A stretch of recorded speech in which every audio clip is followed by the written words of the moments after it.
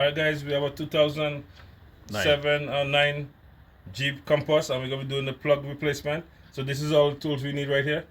We have our spark plug, we need T30, and we need the 3/8, and we need number 16 and extension. That's all we need. So we're going to get right into it guys. So if you're new to the channel, please consider subscribing and check out some of our other videos, and let's get this started. So okay, so we're going to pop off the housing here. Just pop off to loop to point right here where we just have to lift these points. So we set it to the side, and then we have our T30 up here right for you looking guys. T30, we could just do like this. Put them up right here so we don't lose anything. Right there. And guys, it's a pretty basic, straightforward job. 4, and then we could just pop them right up like this. Check the condition, make sure no oil is on top of the plugs, the coils, because if oil is on here, that means the valve cover gasket is bad. So it's a good sign so far. If your plugs, your coils are dry, it's a good sign. And we don't have to disconnect this guys, because it's hard. It's better to not disconnect the wires to get any damage. If you don't have to disconnect a coil, just set it to the side, front or the back, and then you're good. And if you want to disconnect this one, you just press on the tab, because sometimes avoid pressing these guys is good, because sometimes these break because of the heat. So if you want to disconnect this one, you could either get a screwdriver and press on the back here if your tab broke, and just flip it off, and you could press on the tab here and pull. As simple as that guys, just press here and pull. But for this occasion, I'm gonna leave it on because it's long enough to go in and out. I'm gonna do the same thing with number 2. No oil on the coil is always a good sign.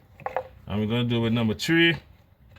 With number 3, it get a little bit hectic because it's kind of pulling there, so we might have to disconnect these.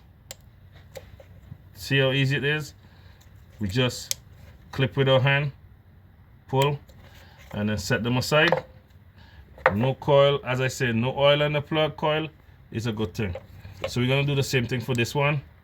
Press and squeeze and pull. So there you go guys. And if you're doing this and you have a compressor, you could always blow the coils, blow off the dust and everything from getting into the cylinder, but this is not too bad. So that's why we're gonna just go with this one, not interrupting anything, no big set of dust or dirt. And then we're gonna use our number 16, drop it into the side, and then we could use our gun, but we just want a little bit more time, so we could break this one and spin. And then when you feel it's free enough, then you can always spin with your hand.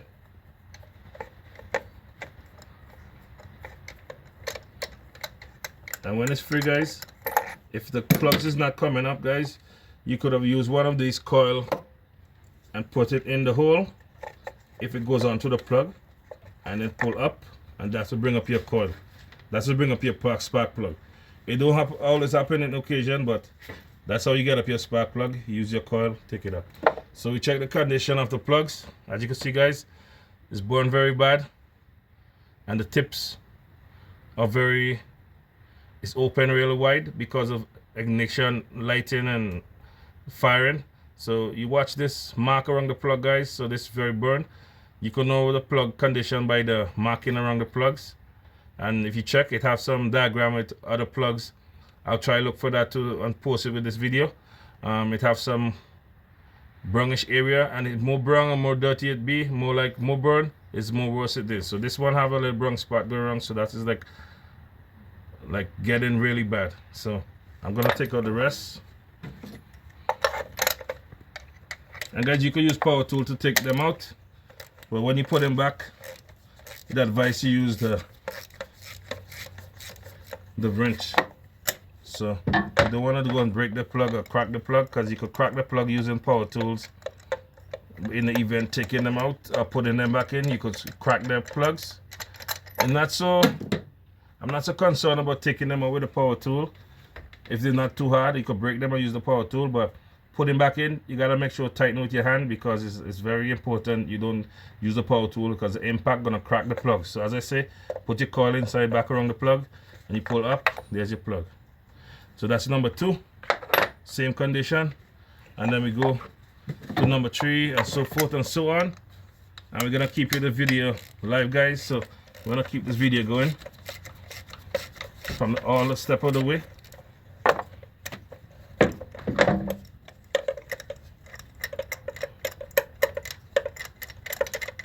And as I say, take the plug, take the coil, set it in, make sure it's in. You can wiggle it a little bit until it touches the coil, the plug, then pull up. See the black spot, guys? That's what you're looking for. A little bit of imperfection. And the last but not least, number 4. And guys, this is a 4-cylinder, so the cylinder always comes from here. 1, 2, 3, 4. If it's a 4-cylinder, it's always the first cylinder gonna be at this end, unless it's a different maker model where I never see. So this is number 4. And like I say, guys, no oil on the plugs, no oil on the coil. It's always a good thing.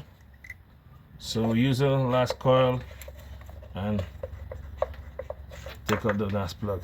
So there you go, guys. These are the plugs here. And you can see the condition getting more worse and worse as it goes.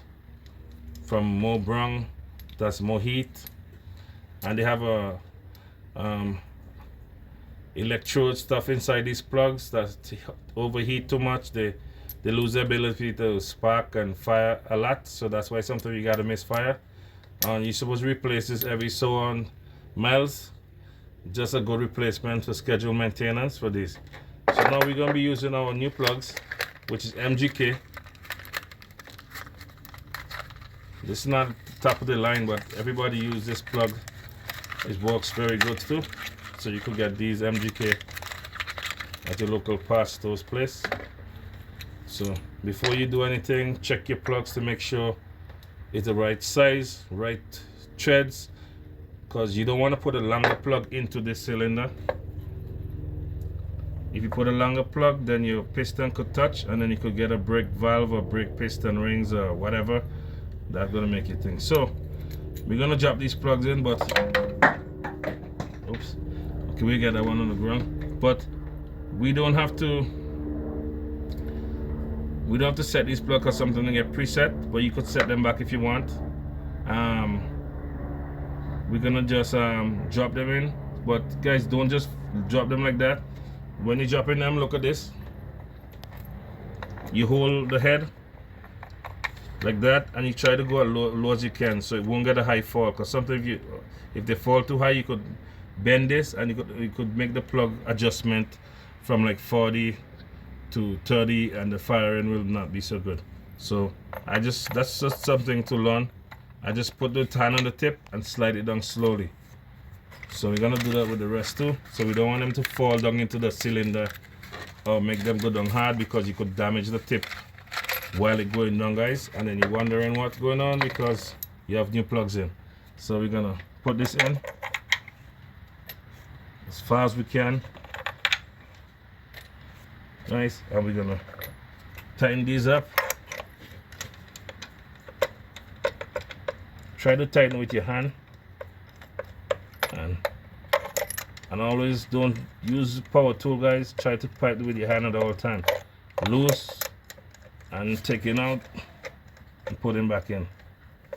Always a good habit to try.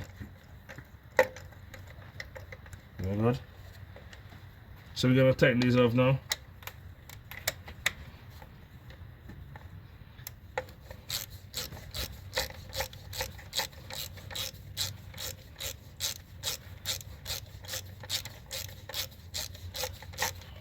Okay, and we're gonna snug them up, guys. Snug it up till you feel the compress. You have a little ring on the top here, guys. You could feel when they compress. When it's compressed, you could just give it a little bit more tightening, and then you're good. That's for sealing the compression in and leaving it in. You don't need the compression coming out. So you do the same thing for number 2.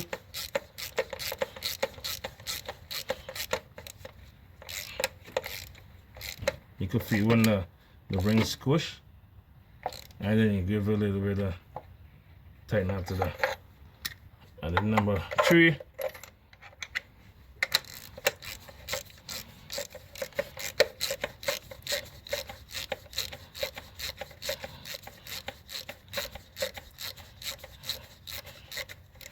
same thing here.